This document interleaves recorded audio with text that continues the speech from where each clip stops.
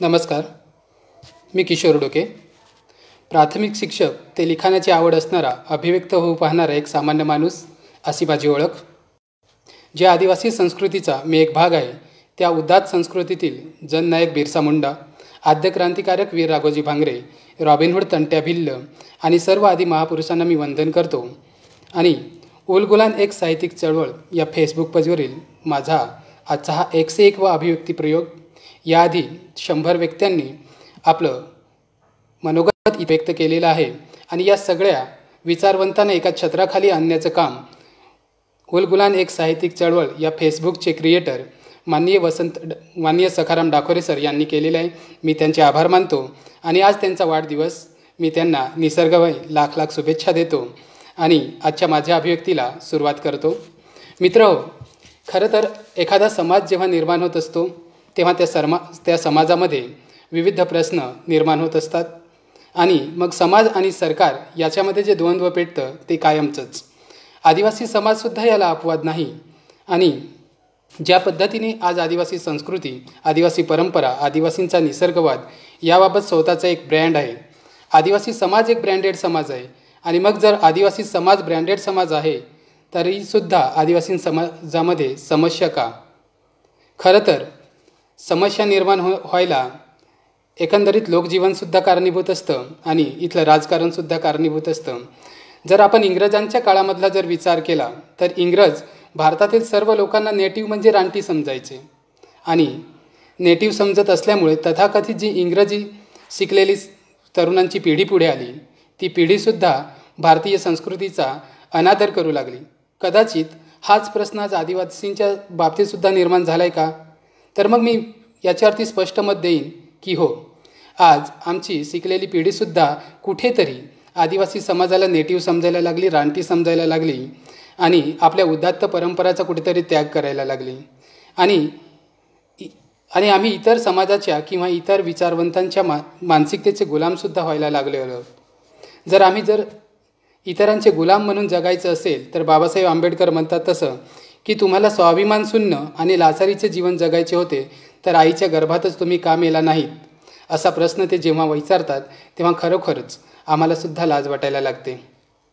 आज आदिवासी समाजामध्ये ज्या समस्या निर्माण झालेल्या आहेत, मग त्या शिक्षणाच्या असोत, आरोग्याच्या असोत किंवा इतर बेरोजगारीचे असोत, या सगळ्या समस्या समाजाला पोखरायला सुरुवात करत आहेत किंवा समाजाला पोखरून टाकत आहेत.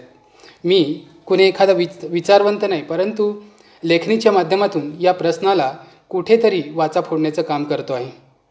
या प्रश्नाला वाचा फोडत असताना, सामान्य माणूस म्हणून जीवन जगत असताना जे अनुभव माझ्या वाट्याला येत आहेत, जे अनुभव मी जगतोय, ते सगळे मला व्यक्त करावेसे वाटतात. या सगळ्या प्रश्नांची माझ्या मनामध्ये चीड निर्माण झालेली आहे. आणि ही चीड निर्माण मी जसा एक सामाजिक जीवन जगत असताना सामान्य माणूस म्हणून मला निर्माण झालेली आहे, तशी आम्हाला प्रत्येकाला ही चीड निर्माण झालेली असेल आणि ती व्यक्त करण्यासाठी तुम्हीसुद्धा कुठेतरी प्रयत्न करत असाल आणि ती व्यक्त झाली पाहिजे. एक कविता छोटीशी सांगतो आणि मी माझ्या एका समस्याला छात घालतो. ज्या ज्वलंत प्रश्नांची इथे मला चर्चा करायची आहे तुमच्यासोबत, ज्या प्रश्नांचं मला हितगुज करायचं आहे, त्या प्रश्नांकडे मी येतो. कवितेचं नाव आहे शैक्षणिक धोरण. कवितेचं नाव आहे शैक्षणिक धोरण. अंगणात निरागसपणे खेळ खेळणाऱ्या मुलांचं भवितव्य काय? अंगणात निरागसपणे खेळ खेळणाऱ्या मुलांचं भवितव्य काय? परवाच जाहीर झालं नवं शैक्षणिक धोरण. परवाच जाहीर झालं नवं शैक्षणिक धोरण. मजूर तयार करण्याची उद्दिष्टे ठासून भरलीत त्यात आतंकवाद्यांच्या सत्ते 41 सारखी. माफ करा गुरुजी, पण त्यात तुमचा दोष नाही. पोरांनी नवी कोरी पुस्तकं दुकानात आणून रद्दीत विकली पुड्या वाळायला आणि आता कुणीच नापास नाही म्हणून केला जल्लोष नव्या शैक्षणिक धोरणाचा. पुन्हा हात नको गमवायलात असल्या मृत थडग्यांसाठी त्यापेक्षा सरकारी नोकरी न करता एखादा व्यवसाय काढला पाहिजे, स्वतःला महामंदीत सावरून धरणारा. आता या कवितेतून मी शिक्षणाचा प्रश्न मांडू इच्छितो किंवा मी मांडतो आहे. RT ॲक्ट 2009 लागू झालं आणि त्याच्यामधली जी साधक बाधक कलमं होती, सरकारचा उदात्त हेतू होता हा RT ॲक्ट आणण्यामागे 1 एप्रिल 2010 हा कार्यक्रम सुरूसुद्धा झाला, पण 8वीपर्यंत नापास नाही ही एक अट. आणि त्याच्यातून आमचे समाजातील पालक, आमचे विद्यार्थी इतके निश्चिंत झाले की त्यांनी पुस्तकंसुद्धा बाजूला ठेवली. आणि ही पुस्तकं बाजूला ठेवल्यामुळे इथेच खऱ्या अर्थाने आमच्या आदिवासी विद्यार्थ्यांचं नुकसान झालं. कधीतरी आम्ही पाठांतरावर भर देत होतो.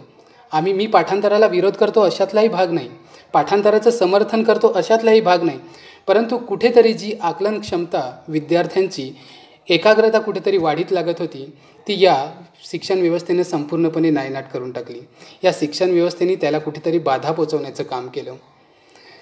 ग्रामीण समाजावरती याचा परिणाम खूप मोठ्या प्रमाणावर झालेला आहे. कदाचित पालकांनी याच्याकडे डोळसपणे बघितलंही नसेल, शिक्षकांनी या प्रकरणाकडे डोळसपणे बघितलं नाही. परंतु 8वीपर्यंत नापास विद्यार्थ्याला करायचं नाही आणि तसंच त्याला 9वीच्या वर्गात ढकलायचं, याच्यामुळे खूप मोठे गंभीर प्रश्न निर्माण झालेले आहेत. एका शाळेच्या मुख्याध्यापकांशी चर्चा करत असताना एक चर्चा मुद्द्याला आला. त्या शाळेमध्ये 9वीच्या वर्गामध्ये एकूण 178 विद्यार्थी होते. चर्चा करता करता त्या संस्थेला अनुदान मिळावं आणि त्यांचा निकाल चांगला लागावा म्हणून त्यांनी फक्त 99 विद्यार्थ्यांना 10वीच्या वर्गामध्ये ढकललं. आता उरलेल्या 79 विद्यार्थ्यांचं झालं काय, हा प्रश्न मी त्यांना एका महिन्यानंतर विचारला. त्यांच्याशी चर्चा करताना ते उत्तर आलं की त्या 79 विद्यार्थ्यांनी पुन्हा त्या शाळेचं तोंडसुद्धा बघितलं नाही. आता 79 विद्यार्थ्यांनी शाळेचं तोंड बघितलं नाही हा एका शाळेचा आकडा झाला, पण जर संपूर्ण महाराष्ट्रामध्ये माझ्या आदिवासी समाजाचा जर मी विचार केला तर असे किती विद्यार्थी इयत्ता 9वीला शाळा सोडून कुठेतरी रोजगार आणि कुठेतरी भरकटत फिरत असतील, याचा मी विचार केला तर हा आकडा खूप मोठा, कदाचित हजारामध्ये, कदाचित लाखामध्ये सुद्धा निघेल. मग सरकारने कदाचित या RT ॲक्टचं मूल्यमापन केलंही नसेल, समाजाने केलं नसेल, पालकांनी केलं नसेल, कदाचित पालकांना आपल्या पाल्याचं होणारं नुकसानसुद्धा दिसत नसेल. पण सगळ्यात जास्त नुकसान जर कुणाचं या गोष्टीने झालं असेल तर ते माझ्या आदिवासी समाजाचं. कारण एकतर आमचे पालक अशिक्षित असतात आणि अशिक्षित पालकांनी विद्यार्थ्यांच्या शिक्षणाकडे किती दुर्लक्ष करावं किंवा त्यांचं किती दुर्लक्ष होतं आहे हे सुद्धा एक संशोधनाचा विषय आहे. ज्या पद्धतीने संस्थांचा हा प्रश्न आहे त्याच पद्धतीने जिल्हा परिषद शाळांचासुद्धा हा प्रश्न आहे. आज माझ्या आदिवासी समाजामध्ये शिक्षणाची जी हेळसांड होते, ज्या समस्या शिक्षणाने उद्भवलेल्या आहेत, त्या समस्या इतक्या गंभीर आहेत की याच्या आधी वक्त्यांनीसुद्धा याच्यावरती चर्चा केलेली आहे, याच्यावरती प्रश्न उपस्थित केलेले आहेत. परंतु एखाद्या समाजाच्या तळाचा जेव्हा आपण विचार करतो तेव्हा ह्या समस्या खूप मोठ्या असतात. एका जिल्हा परिषद शाळेमध्ये बिगर आदिवासी शिक्षक होता. मी त्या शिक्षकावरती टीका करतो किंवा शिक्षणाच्या धोरणावरती टीका करतो अशातला सुद्धा मुद्दा नाही. परंतु ज्यावेळी तो शिक्षक त्या शाळेवरती 12 वाजता पोचायचा आणि 1 वाजता शाळा सोडून पुन्हा आपल्या परतीच्या मार्गाला लागायचा, मध्यंतरीच्या काळामध्ये त्याला प्रश्न विचारण्यात आले, लोकांकडचं त्याच्याकडे लक्ष होतं. परंतु मीटिंगचा बहाणा करून तो शिक्षक तिथून बाहेर निघायचा. संपूर्ण आदिवासी वस्ती, 50% लोक स्थलांतरित होणारी, 50% उपस्थित असलेले विद्यार्थीसुद्धा सर वेळेवरती नाहीत म्हणून शाळेकडे त्यांचा कानाडोळा करायचा. आणि मग त्या शिक्षकाने असं 1 नव्हे 2 नव्हे तब्बल 4-5 वर्ष तिथे आपलं बस्तान बसवलं होतं. 5 वर्षामध्ये त्याचा हा नित्यक्रम होता. आता या नित्यक्रमामध्ये उदासीनता अशी की आमच्या समाजातले जे कार्यकर्ते आहेत, आमच्या समाजाचे ग्रामपंचायत सदस्य आहेत, आमचे सरपंच आहेत, यांनीसुद्धा त्याच्याकडे कानाडोळा केला. कानाडोळा करण्यापेक्षा त्या शिक्षकाचे एक वक्तव्य, जे बेभान वक्तव्य आम्हाला ऐकायला आलं, ते अगदी अंगाला शहार आणणारं होतं. त्या शिक्षकाने सांगितलं की माझ्या मनाविरुद्ध मला या गावामध्ये नोकरी करावी लागते. तालुक्यापासून किमान 35 ते 40 किलोमीटरवर मी काम करतो आहे आणि मला येण्या जाण्यासाठी भौतिक सुविधा नाहीत. दुसरी त्याने इथल्या लोकपरंपरेवरती किंवा लोकांवरती बोट ठेवण्याचं एक वक्तव्य केलं की इथल्या सरपंचांना, ग्रामपंचायत सदस्यांना फक्त हात करायचं, त्यांच्याशी चांगलं बोलायचं की पुन्हा परत लोक आपल्याला प्रश्न विचारत नाहीत. हे जेव्हा आम्हाला ऐकू आलं आम्ही त्याचा पाठपुरावासुद्धा केला. परंतु तिथल्या राजकारण्यांनी त्या शिक्षकाला पाठीशी घातलं. आता मुख्य मुद्दा म्हणजे त्या 5 वर्षामध्ये किमान त्या शिक्षकाच्या हातामधून 200 ते 250 विद्यार्थी तिथून पासआउट झाले होते. दयनीय अवस्था अशी होती की त्या शाळेतल्या विद्यार्थ्यांना लिहिता वाचतासुद्धा येत नव्हतं. आता तालुक्यापासून जंगलामध्ये राहणारा हा माझा आदिवासी समाज, या समाजाच्या पुढच्या कित्येक पिढ्या त्या शिक्षकाने नासवल्या असा मी स्पष्ट आरोप करेन. सर्वच शिक्षक याला जबाबदार आहेत असंही मी म्हणणार नाही. शिक्षक ज्या तळमळीने काम करतो, ज्या तळमळीने समाजामध्ये आपली भूमिका मांडत असतो, समाज निर्माण करत असतो, आज जिल्हा परिषद म्हणा किंवा इतर ठिकाणचे जे काम करणारे शिक्षक आहेत, ते शिक्षक इतक्या तळमळीने काम करत आहेत आणि इतका सुंदर त्यांचा विद्यार्थी घडवत आहेत की कुठेतरी त्या शिक्षकांचं गुणगौरव करावासा वाटतो. पण ज्या ठिकाणी आदिवासी बहुल भाग आहे, ज्या ठिकाणी पेसा आहे, त्या ठिकाणी आदिवासी विद्यार्थ्यांना शिकवण्यासाठी जर आदिवासी शिक्षकांची नियुक्ती केली तर मला वाटत नाही की माझ्या विद्यार्थ्यांचं जे आज नुकसान होतं आहे, ज्या समाजाचं माझ्या नुकसान होतं आहे, ते भविष्यामध्ये होईल. आज जो जिल्हा परिषदेचा प्रश्न आहे तोच आमच्या आश्रमशाळांचा सुद्धा आहे. आश्रमशाळामध्ये हातावर बोटावर मोजण्या इतके आदिवासी शिक्षक काम करत असतात आणि जे व्यवस्थापक असतात, जे अधीक्षक असतात आश्रमशाळांमध्ये, मला सांगा किती अधीक्षकांना आदिवासी विद्यार्थ्यांची कळवळ असते. मी सुद्धा आश्रमशाळेमध्ये शिकलेला विद्यार्थी आहे. आज जर आश्रमशाळांची अवस्था बघितली तर वर्गांमध्ये फॅन नाही, शिक्षक अध्यापन करतायत, विद्यार्थी तिथे अध्ययन करतायत परंतु घामाघूम झालेले आहेत. आणि मग अशा व्यवस्थेमध्ये सरकारला प्रश्न विचारावेसे वाटत नाहीत का? आमची आदिवासी कमिटीवर असलेली लोक, आदिवासी व्यवस्थापक समित्या मग डोळे झाकपणे या सगळ्या गोष्टीकडे दुर्लक्ष करतात का? मग आमचे राजकारणीसुद्धा मूग गिळून गप आहेत का? जर राजकारण्यानं या सगळ्या शिक्षण व्यवस्थेचं काहीही पडलेलं नाही आणि त्यांनी जर स्टेजवरून मोठी मोठी भाषणं केलीत की आमचा समाज अशा पद्धतीने घडला पाहिजे, आमच्या समाजाला या सुविधा मिळालेल्या पाहिजेत, तर त्यांना हक्क नाही आदिवासी समाजाविषयी बोलण्याचा, आदिवासी समाजाच्या प्रश्नांची उकल करण्याचा.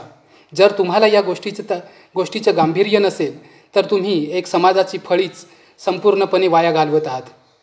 आणि 9वीपर्यंतची स्थिती तर इतकी हालाखीची आहे की 9वीपर्यंत जो विद्यार्थी जातो त्या विद्यार्थ्याला लिहिता वाचतासुद्धा येत नाही. त्या सरांशी पण मी चर्चा केली की 79 विद्यार्थ्यांचं पुढे झालं काय? जेव्हा त्या विद्यार्थ्यांच्याकडे लक्ष दिलं तेव्हा ते एक पण विद्यार्थी त्या शाळेमध्ये पुनर्प्रवेशित नव्हते. मग त्या 79 विद्यार्थ्यांचं कुटुंब, त्यांचं भावी आयुष्य हे सगळं आम्ही उघड्यावरती टाकलेलं आहे आणि हे सगळं एका शिक्षण व्यवस्थेने केलेलं आहे. नामांकित शाळांचा सुद्धा तोच प्रश्न आहे. सरकारने आपली तिजोरी भरण्यासाठी आदिवासींच्या जखमावरती कुठेतरी लेप लावण्यासाठी नामांकित शाळांचा एक गोंडस मुद्दा पुढे आणला. या नामांकित शाळांनी केलं काय? या नामांकित शाळामध्ये ज्या विद्यार्थ्यांना प्रवेश दिला जातो त्या विद्यार्थ्यांची बैठक व्यवस्था वेगळी केली जाते. जे रेग्युलर विद्यार्थी त्या विद्यार्थ्यांमध्ये त्यांना बसू दिलं जात नाही. असं का?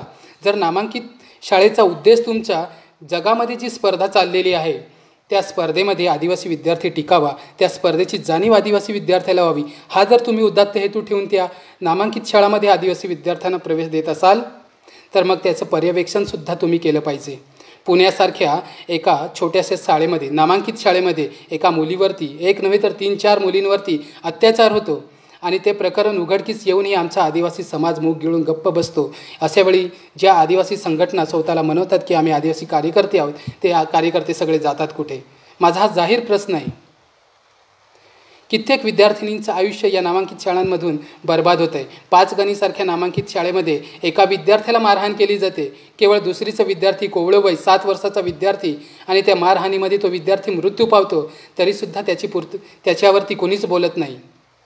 जे एखाद्या समाजामध्ये बलात्कार घडतो आणि त्या समाजामध्ये एक मोठं आंदोलन निर्माण होतं, मग आदिवासी समाज मागे का?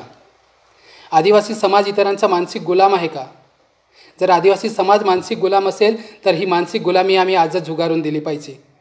एवढी जर ताकद आमच्या आदिवासी समाजामध्ये नसेल तर मी जाहीरपणे या सर्व कार्यकर्त्यांचा निषेध करतो.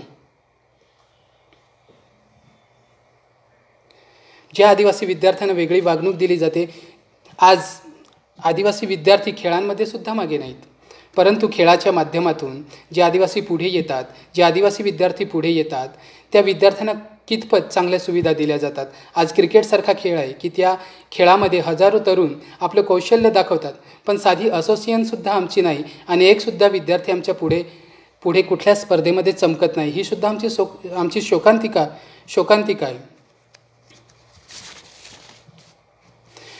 जो प्रश्न शिक्षणाचा झाला तोच प्रश्न आज आमच्या वनांचा सुद्धा होतो आहे. आज झाडांची खुलेआम कत्तल केली जाते आणि त्याच्यावरती फारसं कोणी बोलतसुद्धा नाही. आज आमचे जे वनोपज साहित्य आहे, जे वनोपज फळे आहेत, या फळांनासुद्धा मातीमोल भाव दिला जातो. मार्केटमध्ये जर तुम्ही सहज साधा पद्धतीने फिराल तर आदिवासींनी जे गोळा केलेली फळं असतात, जे ड्रायफ्रूट्स असतात, काजू असतात किंवा धामणं असतात, अशा सगळ्या पदार्थांना भारोभार तोललं जातं. म्हणजे कांद्या बटाट्याची किंमत आमच्या आदिवासींच्या वनोपज वस्तूंना दिली जाते आणि याच्यावरती कुठलीही सिस्टम बोलत नाही, कुठलीही सिस्टम याच्यावर काम करत नाही, कोणीही सरकारला प्रश्न विचारत नाही किंवा प्रश्न विचारावा असा सुद्धा आम्हाला वाटत नाही. याच्यावरती एक वनतोडीवरची एक कविता ऐकवतो आणि नंतरच या विषयावरती बोलतो की झाडाची कत्तल करून अवशेष वाहून नेणारे ट्रक, झाडाची कत्तल करून अवशेष वाहून नेणारे ट्रक कधीच अडवले गेले नाहीत वनोपज तपासणी नाक्यावरती. मात्र आमच्या डोक्यावर सुकलेल्या फाट्यांचा भारा पाहून त्यांनी चाटल्या जिभा आणि अर्ध्या वाटेतच अडवून मागितला परवाना आमच्याच अधिकारांचा.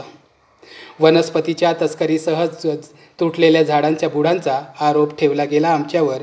त्याच रात्री आम्ही बोथट झालेल्या कुऱ्हाडी कोयत्यांना धार लावून ठेवली. त्याच रात्री आम्ही बोथट झालेल्या कुऱ्हाडी कोयत्यांना धार लावून ठेवली. आज आमच्या आदिवासी समाजामध्ये किंवा ज्या ज्या ठिकाणी आदिवासींची वस्ती आहे त्या ठिकाणी प्रकल्प उभे केले जातात.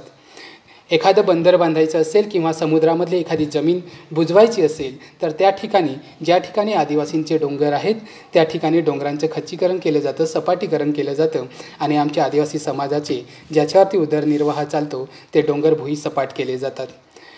हे डोंगर भुईसपाट करत असताना साधं कोणी प्रश्न विचारत नाही किंवा आमची संपूर्ण संस्कृती, ज्या डोंगराच्या अंगाखांद्यावरती आम्ही संपूर्ण आयुष्य घालवलेलं असतं, ज्या डोंगराच्या अंगाखांद्यावरून आम्हाला वनोपज साहित्य मिळत असतं, ज्या डोंगराचं सानिध्य आम्हाला कायमचं भुरळ घालत असतं, त्या डोंगराला भुईसपाट होताना आम्ही खुलेआम डोळ्यांनी बघतो आणि त्याच्यावरती कोणीही कार्यवाही करत नाही. आज नाशिकमधल्या सप्तशृंगी गडासारखा आजूबाजूचा प्रदेशसुद्धा खोदकामामध्ये जातो आहे आणि त्याच्यावरती कुणीच काही बोलत नाही. दुसरी गोष्ट म्हणजे आम्ही मालकीतोड या गोड शब्दाखाली आमच्या आदिवासींच्या हजारो झाडांची कत्तल केली जाते.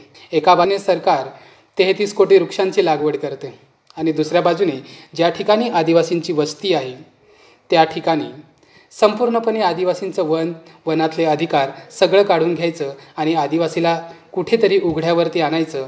आणि ही प्रक्रिया अशी साध्यापणाने केली जात नाही. ज्या ठिकाणी ही प्रक्रिया जोरदार पद्धतीने केली जाते.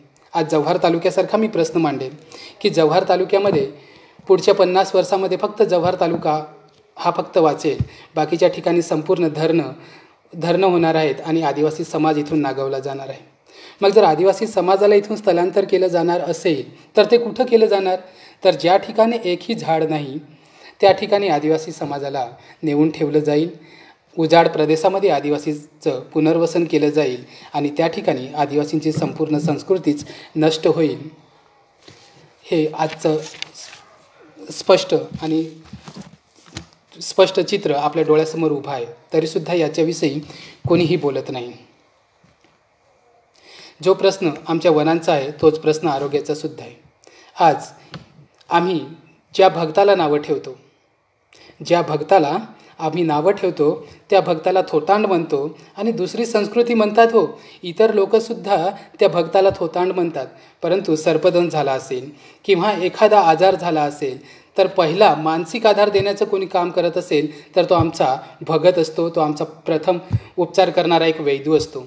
त्याच्या अंगात येणं वगैरे हा प्रकार सोडा, त्याच्यावर हा वादाचा विषय मी इथे मांडणार नाही. परंतु तो ज्या पद्धतीने जडीबुटी देतो, निसर्गातील एखाद्या झाडाचा पाला देतो आणि तात्पुरता मानसिक आधार माणसाला देतो, तो सुद्धा फार महत्त्वाचा असतो. आणि मग जर हा आधारच भक्ताला कुठेतरी क्लुषित शब्द वापरून त्याला या संपूर्ण प्रक्रियेतून काढून टाकण्याचा जो प्रकार चाललेला आहे तो सुद्धा अगदी अधोरेखित करण्यासारखाच आहे. जी जंगलामधून आम्हाला औषधं मिळतात, ज्या जंगलामधून आम्हाला फळं मिळतात, जंगलातलं प्रत्येक झाड जे औषधाच्या दृष्टीने महत्त्वपूर्ण आहे, इतर संशोधक, इतर समाजातील काही व्यक्ती या वैद्यांकडे येतात, त्याच्यावरती संशोधन करतात, त्याच्याविषयी माहिती जमा करतात आणि या पद्धतीने औषधोपचार कसं करायचं याचे पेटंटसुद्धा मिळवतात. आणि एका बाजूने या सगळ्या गोष्टींचा आदिवासींच्या सगळ्या गोष्टी माहिती करून घ्यायचं, त्याचं पेटंट घ्यायचं आणि पुन्हा आदिवासी अशा पद्धतीने राहतो, आदिवासी अशा पद्धतीने रानावनात करतो, दुसऱ्या बाजूने त्याच्यावरती टीका करायची. हे कितपत योग्य आहे? जर वेळीच आपला समाज याच्यामध्ये सावरला नाही, वेळीच आपल्या शिकलेल्या तरुणाईने याच्याकडे लक्ष पुरवलं नाही, तर मला वाटतं की आमची आदिवासींची जी उदात्त परंपरा आहे, उदात्त जे निसर्ग आहे, तो सुद्धा नष्ट होईल.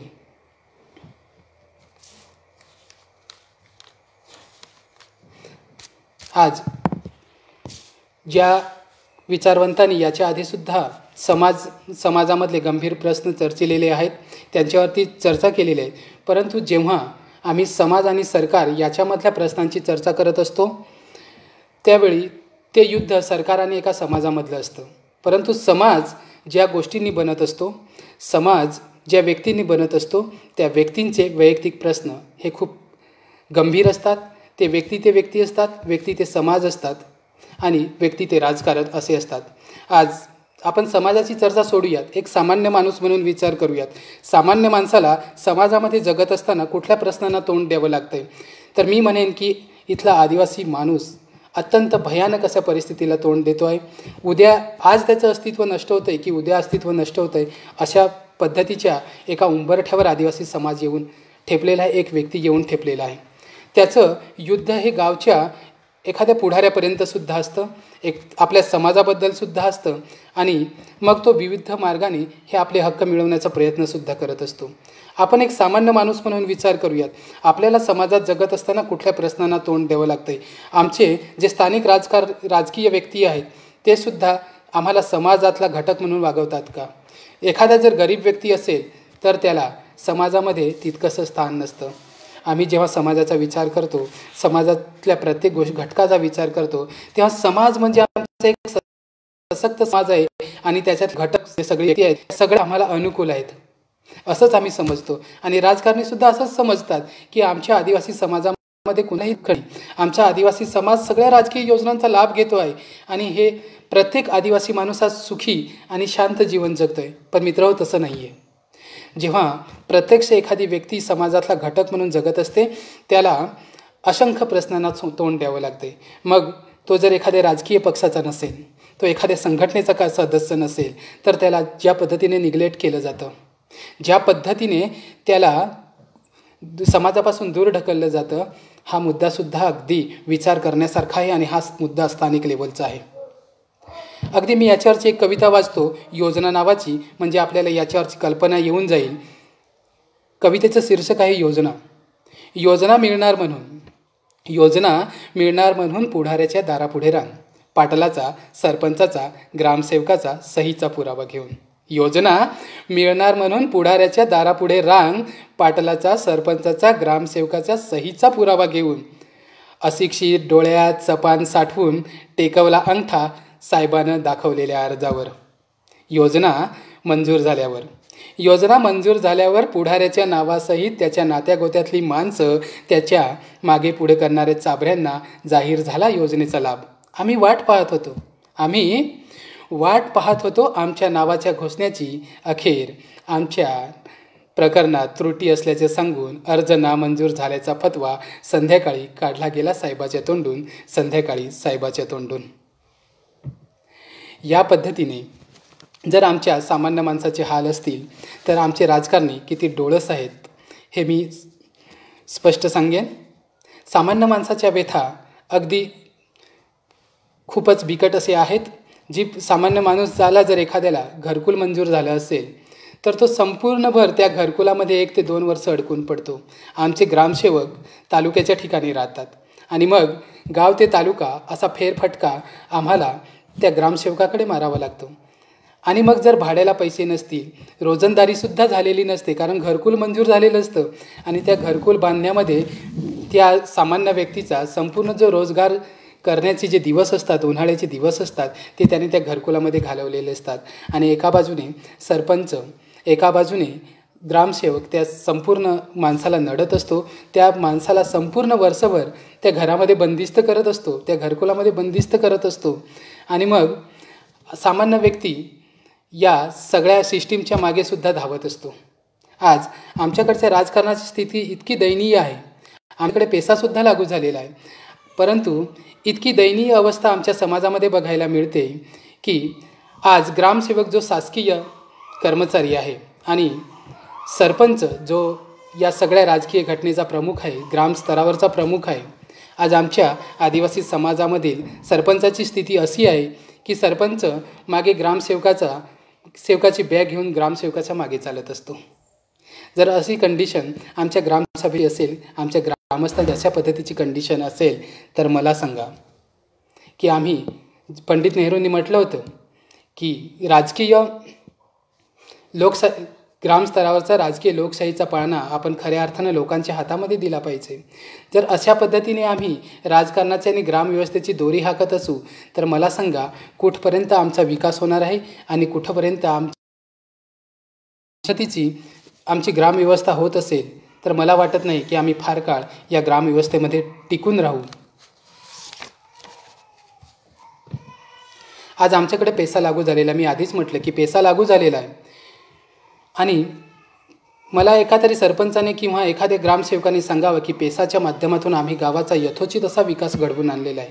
पैसाच्या नावाने जी बोंबाबोंब होते आहे, पैशाच्या निधीवरती राजकीय व्यक्तींचा जो डोळा आहे, मला वाटत नाही की ह्या राजकीय व्यक्ती, सामान्य स्तरावरच्या राजकीय व्यक्ती प्रत्येक व्यक्तीला सिस्टीममध्ये सामावून घेतील आणि ते होणारही नाही. ही वस्तुस्थिती आहे. मित्रांनो, जर तुम्ही प्रत्येक ग्रामपंचायतीचा एक आढावा घेतला, तर मला वाटत नाही की पैसाचा निधी योग्य रीतीने हाताळला गेला असेल.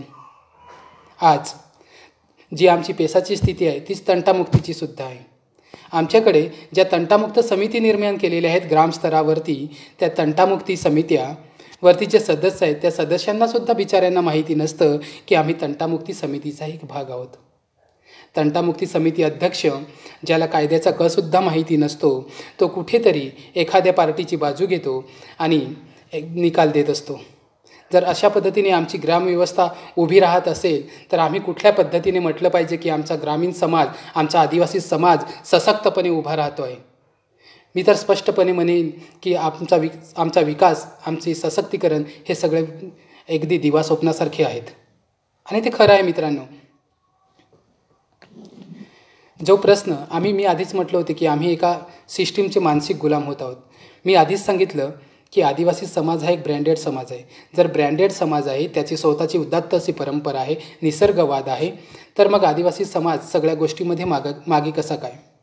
आज आमच्या आदिवासी समाजामध्ये शिकलेले तरुण, नोकरी करणारे तरुण आज किती समाजाशी बांधिलकी धरून आहेत. मी स्पष्टपणे प्रश्न विचारेन, जे कोणी आदिवासी समाजाशी नाळ जोडून आहे त्यांनी स्पष्ट सांगावं की सर, आम्ही आदिवासी समाजाशी स्पष्टपणे नाळ जोडून आहोत. शक्यच नाही. जे शिकलेले सवरलेले तरुण आहेत त्यांना कुठेतरी वाटतं की लोक आमचे ऐकत नाहीत आणि लोकांना वाटतं ती कुठेतरी आम्हाला वेगळ्या मार्गाने नेऊन जाते, आमच्या परंपरांचा कुठेतरी ऱ्हास करते आणि खऱ्या अर्थाने मित्रांनो, इथेच आमच्यामध्ये दोन समाजामध्ये युद्ध सुरू आहे. शिकलेल्या तरुणांना वाटतं कुठेतरी या सगळ्या गोष्टीमध्ये बदल घडवून आणला पाहिजे, परंतु म्हाताऱ्या कोताऱ्यांना वाटतं की या सिस्टीममध्ये बदल झाला नाही पाहिजे. हे मित्रांनो, 2 पिढ्यांमधलं युद्ध आहे. आपण जर याच्यामध्ये योग्य तो समन्वय साधला, तर मला वाटत नाही की आपण आपल्या पिढ्यांचासुद्धा ऱ्हास करू किंवा म्हाताऱ्या कोताऱ्यांची मनंसुद्धा दुखवू. परंतु जी गोष्ट वाईट आहे, जी गोष्ट समाजाला हानिकारक आहे, ही समाजाला समजावून देण्याचं काम हे आपलं आहे, आपल्या शिक्षित समाजाचं आहे. आज आम्ही ज्या पद्धतीने समाजापासून नाळ तोडलेली आहे, आज हजारो तरुण नोकरीच्या निमित्ताने बाहेर आहेत, परंतु गावाशी कुणीही कनेक्ट नाही. जे तरुण गावाशी कनेक्ट आहेत, काहीतरी साधक बाधक प्रयत्न करत आहेत, जे साधक बाधक प्रयत्न करत आहेत ते सुद्धा कुठेतरी एखाद्या सिस्टीमचा किंवा राजकारणाला बळी पडत आहेत. एखाद्या व्यक्तीला वाटतं की संपूर्ण गाव माझ्या ताब्यामध्ये असावं.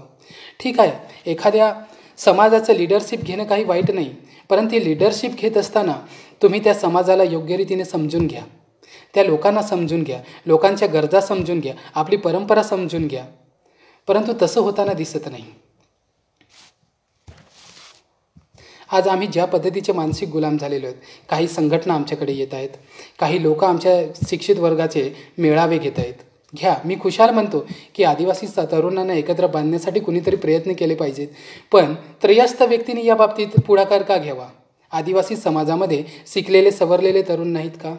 कोणीतरी येतो आणि आम्हाला सांगतो की आम्ही आदिवासी समाजातल्या उच्च शिक्षित तरुणांचा आम्ही सत्कार करणार आहोत आणि ते आमचा सत्कार करतात सुद्धा. आम्ही त्यांच्यामागे धावायला लागतो. कुठेतरी आम्हाला छान कुठेतरी असं वाटत राहतं की इथे आम्हाला काहीतरी सॅटिस्फाईड अशी काहीतरी गोष्ट मिळणार आहे. परंतु आदिवासी समाज याच गोष्टीला भुलतो, आदिवासी शिकलेले तरुण याच गोष्टीला भुलतात आणि कुठेतरी वेगळ्या विचाराकडे जातात. आज याच्याबद्दल एक मी थोडंसं कडवं सांगेन की ही कंडिशन जी आहे ही कंडिशन अशा पद्धतीची झालेली आहे की दुकानातल्या किराणाच्या पावतीवर फेरफार करणारा कारकून, दुकानातल्या किराणाच्या पावतीवर फेरफार करणारा कारकून घोषणा देत म्हणाला, देव बदलला पाहिजे देवाऱ्यातल्या. प्रचंड वर्ष झाली देवाला देवाज्ञा होऊन. प्रचंड वर्ष झाली देवाला देवाज्ञा होऊन. हीच कंडिशन आमच्या तरुणांची झालेली आहे. कुठेतरी कुणीतरी म्हणतो की आमची दैवतं ही निसर्गाची, लाकडाची आहेत, दगडाची आहेत, निसर्गाची आहेत. जर मग आमची दैवतं निसर्गाची, लाकडाची आणि निसर्गातल्या सगळ्या गोष्टींची आहेत तर याच्यात लाज वाटण्यासारखं आहे काय? जी उदात्त परंपरा, जो निसर्गवाद तुम्ही जोपासलेला आहे, याच्यामध्ये तुम्हाला जर कोणी सांगितलं की तुमची दैवतं अशा पद्धतीची का, तर त्यांना तुम्ही का प्रश्न विचारत नाहीत की तुमची सुद्धा दैवतं दगडाची आणि मूर्तीची आहेत. आमची दैवतं तर खुल्यावरती श्वास घेत आहेत, निसर्गाच्या सानिध्यात वावरत आहेत. तुमची दैवतं तर संध्याकाळ झाली की मंदिराचं गेट बंद करून आतल्या आत बंदिस्त होत आहेत. जर तुमचे देव बंदिस्त असतील तर मित्र विचार करा, ती माणसं आपल्याला सुद्धा एखाद्या विचारामध्ये बंदिस्त करायला मागे पुढे बघणार नाहीत. आम्ही खुलं जीवन जगतोय आणि जर खुलं जीवन जगत असताना आमच्यावरती कोणी बंधनं आणत असेल तर मग मला वाटत नाही की मग आपण मुक्तपणे किंवा आपण उदात्त आहोत असं. जर तुम्हाला आपला निसर्गवाद जोपासायचा असेल तर आपली जी दैवतं आहेत त्या दैवतांचा अभिमान बाळगा, त्या दैवतांची नावं तुम्ही खुलेआम सांगा. आज आमच्या तरुणांना याचीच लाज वाटायला लागली. एकतर मी आधी सांगितलं तसं शिक्षणाची हेळसांड होते आणि जर शिक्षणाची हेळसांड होत असेल तर रोजगाराचा प्रश्नसुद्धा उपस्थित होत आहे आणि रोजगाराचा प्रश्न इतका गांभीर्यानं उपस्थित होतो आहे की रोजगार करायचे की परंपरा जोपासायच्या याच्यामध्ये आमचा तरुण गुंतून गेलेला आहे. तुम्ही एखादी सिस्टम निर्माण करायला पाहिजे. शिकलेल्या सवरलेल्या तरुणांनी पुढे यायला पाहिजे. आज ज्या पद्धतीने आदिवासी समाज प्रत्येक गोष्टीमध्ये नाडला जातोय किंवा त्याला लुटलं जात आहे हे डोळसपणे बघितलं पाहिजे. आज एखादं तालुक्याचं ठिकाण असेल, त्या तालुक्याच्या ठिकाणावरती जे भये ठेले लावून बसलेले असतात. आमचा आदिवासी समाजाचा एखादा माणूस बाजार करण्यासाठी येत असतो. तो तिथून एखादी वस्तू घाईघाईने घेत असतो, खरेदी करत असतो. मुलांच्या मुखामध्ये एखादी गोड वस्तू मिळावी म्हणून तो आपल्या पुंजीला ठेवलेले पैशांचं काहीतरी घेण्याचा प्रयत्न करत असतो. हा प्रश्न मित्रांनो फार छोटा तुम्हाला वाटत असेल पण याच्या मागची गांभीर्यता फार मोठी आहे. जेव्हा तो माणूस आमचा पळत पळत त्या ठेलेवाल्यांकडे जातो आणि एखादं केळ्याचा डझन घेण्याचा प्रयत्न करतो, समोर बसलेला भया या सगळ्या गोष्टींचा विचार करत असतो आणि तो त्या आपल्या सामान्य माणसाची मानसिकतासुद्धा ओळखत असतो आणि तो साईजनुसार त्या केळ्यांचे भाव सांगत असतो. 20 रुपये, 40 रुपये, 60 रुपये. आणि घाई असलेला आमचा माणूस गाडी सुटेल, शेवटची गाडी आहे म्हणून हवे त्या किमतीला ते खरेदी करण्याचा प्रयत्न करतो. त्याच्या कन्वर्टीला असलेले 10-20 रुपयेसुद्धा तो बचत करण्याचा प्रयत्न करत असतो. परंतु एका बाजूने त्याची द्विधामय स्थिती झालेली आहे. आपण तालुक्याला येऊन रिकाम्या हाताने जर जात असू तर मुलांच्या मुखामध्ये काहीही पडणार नाही या विचाराने तो खरेदी करत असतो. जर या सगळ्या तालुक्याच्या ठिकाणच्या सिस्टीमवरती नियंत्रण ठेवण्याचं काम नगर परिषदेचे असेल तर अशा पद्धतीने माझा माणूस प्रत्येक ठिकाणी नाडला जातोय या गोष्टीकडे का लक्ष देत नाही? आमचा माणूस दिवाळी येणार आहे, शिमगा येणार आहे, मकर संक्रांती येणार आहे म्हणून कुठेतरी 10 दिवस 15 दिवस आधी कामाला जात असतो. आपल्या मुलांसाठी नवीन कपडे खरेदी करता येतील हो या विचाराने तो सगळं अंग मेहनत करत असतो, रोजंदारी करत सुद्धा असतो. आणि तो जेव्हा तालुक्याच्या ठिकाणी बाजार करायला येतो, उघड्यावरती वारे माप मारलेला माल बघतो आणि तिथे दुकानदार आमच्या माणसांना नट असतो. सांगितलेल्या किमतीला माल खरेदी करायला लावत असतो. तेव्हा कुठे सिस्टीम जाते? तेव्हा एखादी नगर परिषद किंवा व्यापार समिती कुठे जाते? बाजार समिती कुठे जाते? बाजार समिती कुठे जात असतो? नियंत्रण ठेवणारे अधिकारी कुठे जात असतात? प्रत्येक गोष्टीत आदिवासी समाज इथे नडला जातोय. लग्नांच्या घटिकांमध्ये बास्ता बांधण्यासाठी जी तुफान गर्दी होते त्याच्यावर सुद्धा कुणाचं नियंत्रण नाही. प्रत्येक गोष्टीमध्ये माझ्या आदिवासी समाजाला शोषणाला बळी पडावं लागत आहे. आणि आज ही कंडिशन जी तालुक्यांच्या ठिकाणची आहे, ही कंडिशन गावागावांमध्ये निर्माण व्हायला सुद्धा वेळ लागणार नाही. आज माझा आदिवासी तरुण ठेला लावायला का लाजतोय? माझा आदिवासी तरुण कपड्याचं दुकान टाकायला का लाजतोय? जर तुम्हीच स्वतःच या सिस्टीममध्ये उतरलात तर मला वाटत नाही, तुम्हाला जर आदिवासी समाजाची कळवळ आहे तर तुम्ही या सिस्टीममध्ये उतरा. तुम्हाला रोजगार हवा आहे तर समोर डोळसपणे बघा. जर परप्रांतीय आपल्या तालुक्यामध्ये किंवा आपल्या गावामध्ये येऊन अशा पद्धतीचा व्यवहार करत असेल तर आपल्याला तो व्यवहार करायला कुठे जड जात आहे? कदाचित तुम्ही व्यवहारामध्ये उतरल्यानंतर माझा आदिवासी सामान्य माणूस तरी त्याच्यामध्ये पिळला जाणार नाही. आज आम्ही रोजगारासाठी तालुक्याच्या ठिकाणी फिरत असतो. मुंबईसारख्या शहरांमध्ये, इकडे मोठ्या मोठ्या शहरांमध्ये फिरत असतो. परंतु तिथे आपल्याला ज्या पद्धतीने अंग मेहनतीने रोजगार करावा लागतो, जर तुम्ही व्यवसायामध्ये उतरलात तर खऱ्या अर्थानं तुम्ही आपला समाज सशक्त असं बनवाल. आज मध्यंतरी सरकारने 50 रुपये काढून आणि 50 रुपये भरून आधार कार्ड काढण्याची एक छान स्कीम काढली होती. 2-3 तालुक्यांचा मी याच्यावरती फॉलोअप घेतला आणि तिथे आधार कार्ड बनवून देणारे तरुणसुद्धा आमचे आदिवासीच होते बरं का. आणि ते सुद्धा एखाद्या संघटनेमध्ये आणि चांगल्या एखाद्या पक्षामध्ये काम करणारे तरुण होते. त्या ठिकाणी 200 रुपये घेऊन आधार कार्ड तयार करून देण्याचा कार्यक्रमसुद्धा आयोजित होता आणि याच्यावरती कुणीच बोललं नाही. एका संघटनेकडे मी याच्यावरती मुद्दासुद्धा मांडला आणि त्या संघटनेने त्याच्या ग्रुपमधून मला लेफ्ट करून टाकलं. इतके आमचे आदिवासी तरुण सशक्त आणि विचाराने सदृढ झालेले आहेत. त्यांना फक्त राजकारण आणि कुठेतरी एखाद्या नेत्याच्या पाठीमागे फिरायला आम्हाला मिळतंय का, याच्यावर तो आमचा आदिवासी तरुण आता विचार करायला लागला आहे. म्हणजे आम्ही थोडंसं शिकलेल्या, फारशी समज नसलेल्या मी राजकारण्यानं कधीही विचारवंत मानत नाही आणि हे माझं स्पष्ट मत आहे. कुठलाच राजकारणी हा विचारवंत नसतो. आणि जर मग राजकारणी विचारवंत नसेल, उच्च शिक्षित नसेल, त्याच्यामागे आमचे पदवीधारक आदिवासी तरुण फिरत असतात. याच्यावरती एक छोटीशी कविता सांगतो आणि नंतर पुन्हा या विषयावरती मी चर्चा करतो.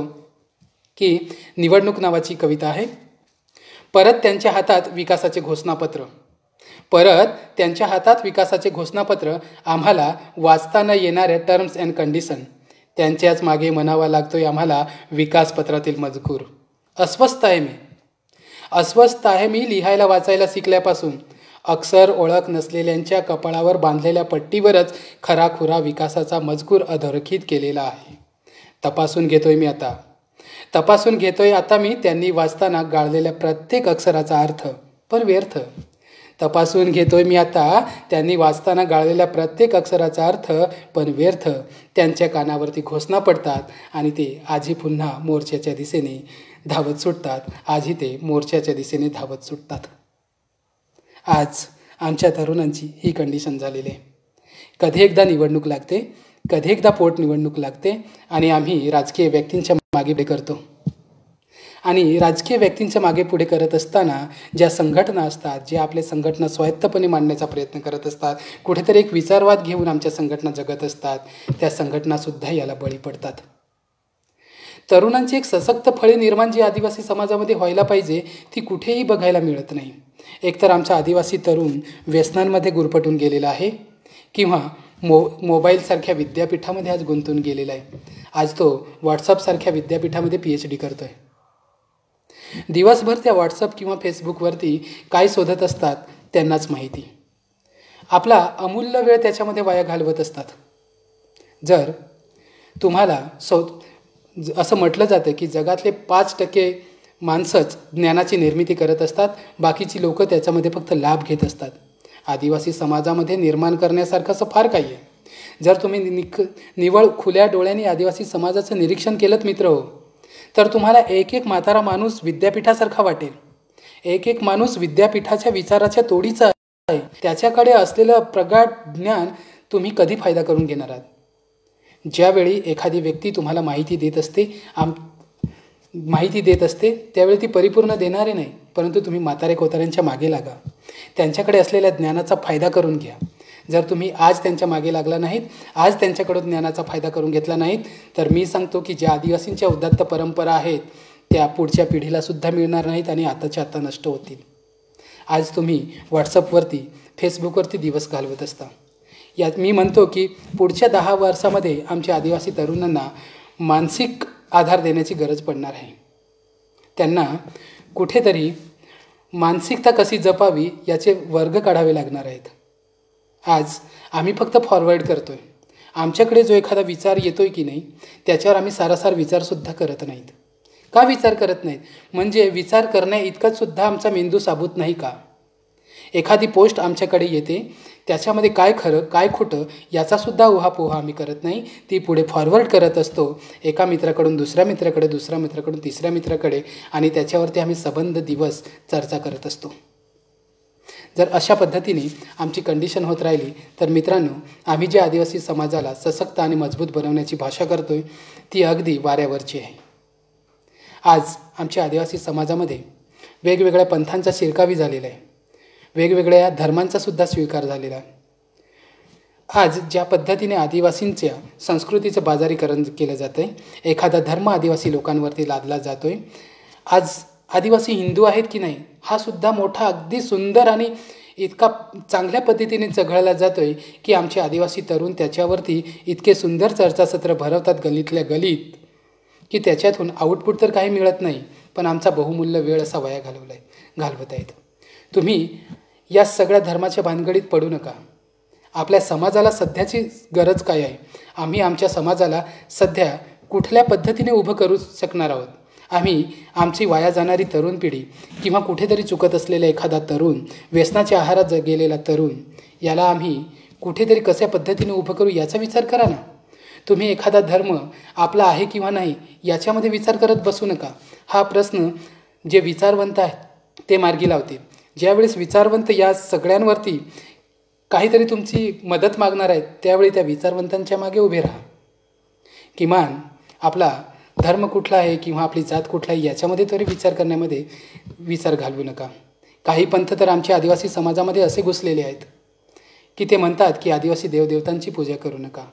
आणि हे मित्र खरं आहे की अशी कित्येक तरी मंडळी अशी आहे की ती आदिवासींच्या देवदेवता किंवा आपलं कुलदैवत असतं त्या कुलदैवताची पूजासुद्धा करत नाही.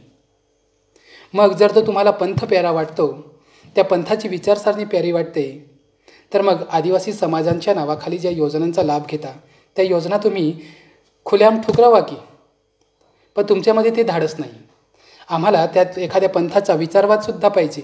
आदिवासी देवदेवतांचं पूजा करायलासुद्धा नको, आदिवासी संस्कृतीचा त्याग करायला आम्ही मागे पुढे बघणार नाहीत, पण आदिवासींच्या नावावरती ज्या योजना येत असतील त्याचा लाभ घ्यायला म्हटलं आम्ही कुठेही मागे पुढे राहत नाहीत, नाही का? आज जे आदिवासी समाजाच्या संस्कृतीच्या रासाची मी चर्चा करतो आहे किंवा जी संस्कृती कुठेतरी नष्ट होण्याचा प्रयत्नात आहे किंवा जे काही सुंदर विचार आहेत, जे आदिवासी देवदेवता आहेत, ह्या सगळ्यांचा कुठेतरी ऱ्हास होतो आहे, त्याची खरंच थोडीशी कीव करावीशी वाटते. एका तथाकथित गावामध्ये मी गेलो होतो. मित्रांनो, ही वस्तुस्थिती आहे. त्या गावामध्ये आदिवासी तरुणांनी ख्रिश्चन धर्म स्वीकारलेला होता. आता इथे कुठल्या धर्मावरती टीका करतोय असातलाही भाग नाही आहे, परंतु त्या गावामध्ये गेल्यानंतर बहुसंख्य तरुण हे आदिवासी होते आणि चांगले शिकलेले सवरलेले होते. आणि त्या शिकलेल्या सवरलेल्या तरुणांनी ख्रिश्चन धर्माचा स्वीकार केलेला होता. आता ख्रिश्चन धर्माचा स्वीकार केला याच्यामध्ये काही मी वावगंही म्हणणार नाही, परंतु त्या गावातल्या